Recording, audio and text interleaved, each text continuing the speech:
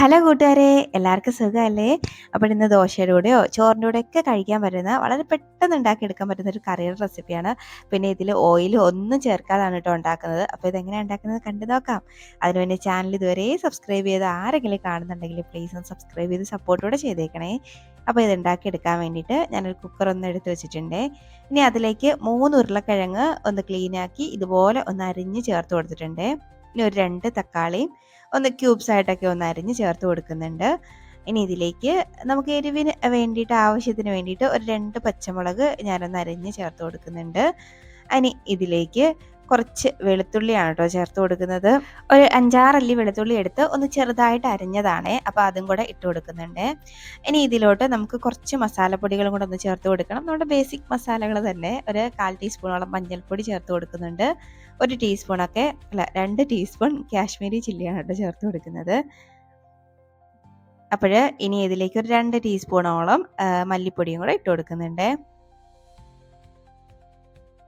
അപ്പോൾ ഇനി ഇതിനകത്ത് പ്രധാനമായിട്ട് നമ്മൾ ചേർക്കുന്നത് ഒരു അരക്കപ്പോളം തൈരിനകത്ത് ഞാൻ 1 ടേബിൾ സ്പൂണോളം നമ്മുടെ കടലമാവുണ്ടല്ലോ അതൊന്ന് നന്നായിട്ട് മിക്സാക്കി കട്ടകളൊക്കെ ഉടച്ചതാണ് കേട്ടോ, അതാണ് ചേർത്ത് കൊടുക്കുന്നത്. അപ്പോൾ ഈ സ്റ്റെപ്പ് കാണിക്കാൻ അങ്ങ് വിട്ടുപോയി കേട്ടോ. അപ്പം അതുപോലെ ഒന്ന് ചെയ്താൽ മതി. ഇനി ഇതിലേക്ക് നമുക്ക് ആവശ്യത്തിനുള്ള വെള്ളവും കൂടെ ഒന്ന് ചേർത്ത് കൊടുക്കാം. ഈ കടലമാവ് ചേർക്കുമ്പോഴേക്കും നല്ലൊരു തിക്കാണ് കേട്ടോ കറിക്ക്, നല്ലൊരു പ്രത്യേക ടേസ്റ്റിലുമാണ് കിട്ടുന്നത്. അപ്പോൾ നമുക്ക് വെള്ളം കൂടെ ചേർത്തിട്ട് ഇനി നന്നായിട്ട് ഒന്നങ്ങ് മിക്സാക്കി എടുക്കാം.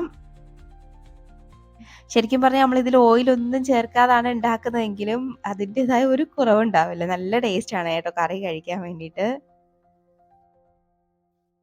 ഇതുപോലെ നന്നായിട്ട് ഒന്നങ്ങ് മിക്സാക്കി എടുക്കാം. ഇനി ഇതിലോട്ട് ഒരല്പം വെള്ളം കൂടെ ഞാനൊന്ന് ചേർക്കുന്നുണ്ട്. കാര്യം നമ്മൾ ഈ കടലമാവ് ചേർക്കുന്നതുകൊണ്ട് തന്നെ കറി നന്നായിട്ട് അങ്ങ് തിക്കാവും. അപ്പോൾ കുറച്ചും കൂടെ ലൂസായിട്ടിരിക്കാൻ വേണ്ടിയിട്ട് ഞാൻ കുറച്ച് വെള്ളം കൂടെ ചേർത്തിട്ട് ആവശ്യത്തിനുള്ള ഉപ്പും കൂടെ ഇട്ട് കൊടുക്കുന്നുണ്ട്. ഇനി നമുക്ക് ഈ കുക്കർ ഒന്ന് അടച്ചു വെച്ചിട്ട് ഇത് നന്നായിട്ടൊന്നങ്ങ് വെന്ത് വരണം. ഒരു 3 വിസിലൊക്കെ ആവുന്നവരെയും ഒന്നങ്ങ് വേവിച്ചെടുക്കണേ. അപ്പോൾ നന്നായിട്ട് ഒന്നങ്ങ് മിക്സാക്കി എടുത്തിട്ട് നമുക്ക് ഇതൊന്ന് അടച്ച് വെച്ചിട്ട് ഒരു 3 വിസിൽ, എനിക്ക് 3 വിസിലായിട്ടുണ്ട് കേട്ടോ. അപ്പോൾ നന്നായിട്ടൊന്ന് വെന്ത് വരാനായിട്ട്. അപ്പോൾ ഞാൻ കുക്കർ ഒന്ന് അടച്ച് വെക്കുകയാണേ.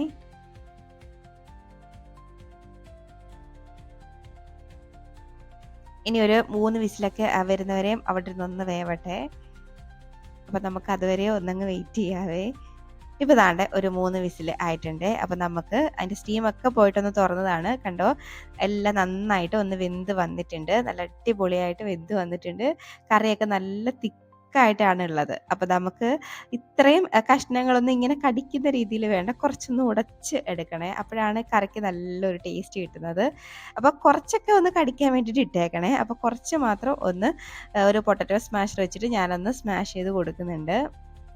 അപ്പോൾ നിങ്ങൾക്ക് വേണമെങ്കിൽ അടച്ചു കൊടുത്താൽ മതി. അടച്ചു കൊടുത്താൽ നല്ലൊരു ടേസ്റ്റാണ് കേട്ടോ. അപ്പോൾ അതാണ്ട് ഇതുപോലെ കുറച്ചൊക്കെ ഞാനൊന്ന് ഉടച്ചെടുക്കുന്നുണ്ട്.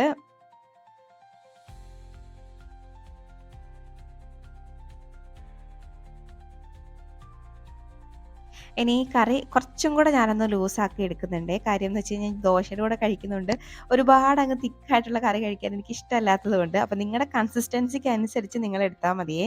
കുറച്ച് ചൂടുവെള്ളം കൂടെ ഒഴിച്ചിട്ട് ഞാൻ ഇതൊന്നും കൂടെ ഒന്നങ്ങ് തിളപ്പിച്ചെടുക്കുന്നുണ്ട്. അപ്പം നിങ്ങൾക്ക് ഇതുപോലെ കുറച്ച് നല്ല കട്ടിയായിട്ട് ഇരിക്കണമെങ്കിൽ ഇങ്ങനെ തന്നെ മതിയാവേ. അപ്പോൾ ചപ്പാത്തിയുടെ ആണെങ്കിൽ നല്ല കുറുകിയിരിക്കുന്നതായിരിക്കും നല്ലത്. ദോശയുടെ കൂടെ ആകുമ്പോൾ ഇത്തിരി കൂടെ ഒന്ന് ലൂസാവുന്നതാണ് എനിക്കൊരിഷ്ടം. അതുകൊണ്ടാണ് ഞാൻ കുറച്ച് വെള്ളം ഒഴിച്ച് ഒന്നും കൂടെ ഒന്ന് ലൂസാക്കി എടുത്തത്.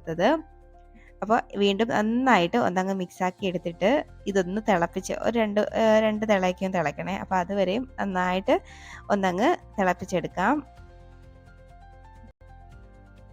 അപ്പോഴേ ഞാൻ ഇതിലേക്ക് ഇനി കുറച്ച് മല്ലിയിലയും കൂടെ ഒന്ന് ചേർത്ത് കൊടുക്കുന്നുണ്ട് കേട്ടോ.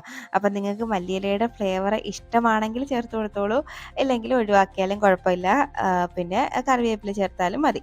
അപ്പം നിങ്ങളുടെ ഇഷ്ടത്തിനനുസരിച്ച് അതൊക്കെ ചേർക്കാം. ഇനി ഇത് നന്നായിട്ടൊന്നങ്ങ് തിളച്ച് വരട്ടെ.